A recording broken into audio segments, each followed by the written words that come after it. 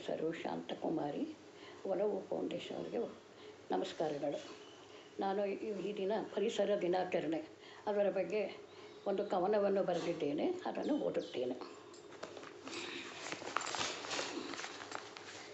ಈ ದಿನವನ್ನು ಜೂನ್ 5ರಂದು ಪರಿಸರ ದಿನವಾಗಿ ಆಚರಿಸಲಾಗುತ್ತೆ.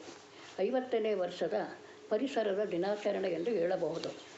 ವನ ಮಹೋತ್ಸವ ಎಂದು ಹಿಂದೆ ಆಚರಿಸುತ್ತಿದ್ದರು. ಅಂದರೆ ಕಾಡನ್ನು ಸಂರಕ್ಷಿಸುವುದು ದಿನ ಎಂದು ಹೇಳುತ್ತಿದ್ದರು. ಕಾಡು ಇದ್ದರೆ ನಾಡು, ಗಾಳಿ ಬೆಳಕು. ಬೇಕಾದರೆ ವನಗಳನ್ನು ರಕ್ಷಣೆ ಮಾಡಬೇಕು. ಪ್ರತಿಯೊಂದು ಮನೆಯಲ್ಲಿಯೂ ಒಂದೊಂದು ತೆಂಗಿನ ಸಸಿಯನ್ನು ನೆಡಬೇಕು. ಕಾಡು ಬೆಳೆಸಿದರೆ ನಾಡು, ಕಾಡು ಬೆಳೆಸಿ ನಾಡು ಉಳಿಸಿ. ಹಸಿರು ನಮ್ಮೆಲ್ಲರ ಉಸಿರು. ವಂದನೆಗಳು. ಶಾಂತಕುಮಾರಿ.